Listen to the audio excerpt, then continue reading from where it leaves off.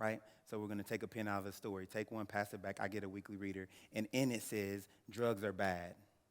If you see these items, run or tell an adult. And so I get this weekly reader, and I am mortified. I'm terrified. Because for the first time in my life, I knew that what my mom was doing was bad and illegal. And so I'm looking around, and then to add to my mortification was the surprise that no one else was tripping. I was like, do they not know everybody's mama's going to jail? 9 years old, fourth grade. And so I got up the courage that afternoon. Things had kind of settled down, and I had Miss Rhodey. Miss Rhodey was the teacher in fourth grade, and every year when you go to the next grade, you find out who your teacher's going to be. Every kid in third grade is like, please not Miss Rhodey, please not Miss Rhodey. Got Miss Rhodey. Miss Rhodey was the epitome of school marm, right? The big, thick Coke bottle glasses, the bun in the head, wear the strange sweaters with pumpkins and candy canes. You know what I'm talking about, right? Mrs. Rhodey. And so I got up the courage, and I was like, Mrs. Rhodey, I need to talk to you. And she was like, well, what is it, Marcus? I was like, well, I need to talk to you in private. And she was like, well, can it wait till PE and music? And I said, sure. So 2 o'clock came. Everybody filed out for PE and music.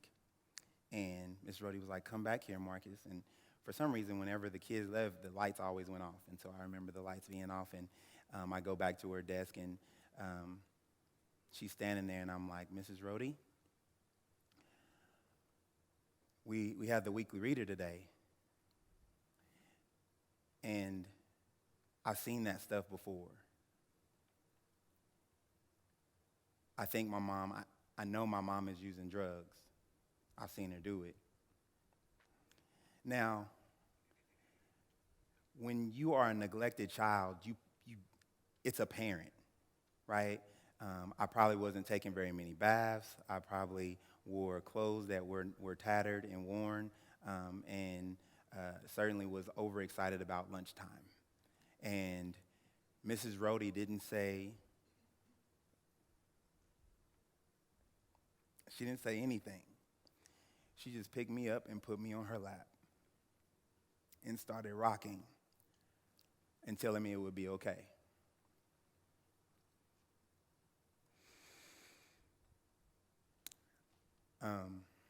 That story, I speak all over the state. I do this a lot, and that story always gets me because I still have not found Mrs. Rhodey to show her me now. But she was my champion that day. And I've had many, many along the way. What you're here to do today is make a difference in some children that you may never, ever meet. But you do not know what they can become. You do not know what God has put in them. Because they can become a lawyer. They can become a doctor. They can get up every day and be happy about their life because they get to go live their passion and inspire people. That's what you have the power to do today. So each and every one of you is a champion. Each and every one of you has an opportunity to make a difference in the lives of people that can't be done on their own. They can't do it without your help. And I wish I had had the services that this organization provides. I wish I had a neighborhood center to go to after school and just have somebody care about what I was doing or where I was and make sure that I was safe.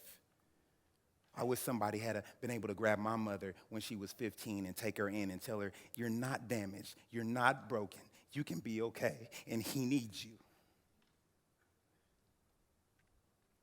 That's what you have the power to do today. God bless each and every one of you. Thank you.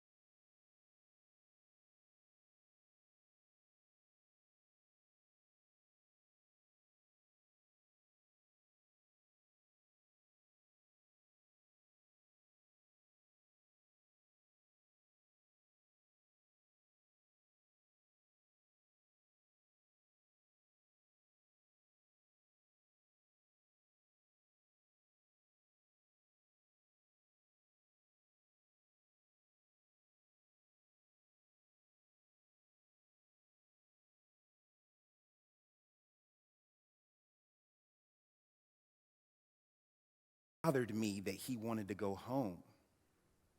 See, at the age of 30, I had never uttered the words, I just want to go home. I hadn't had that feeling.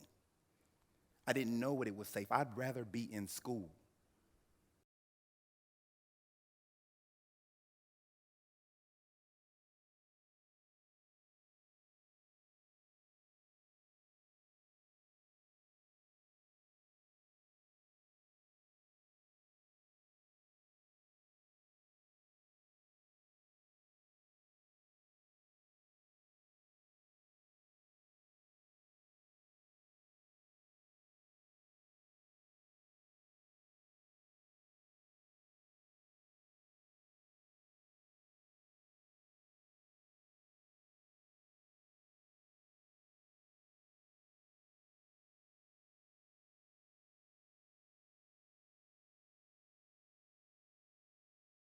Good afternoon.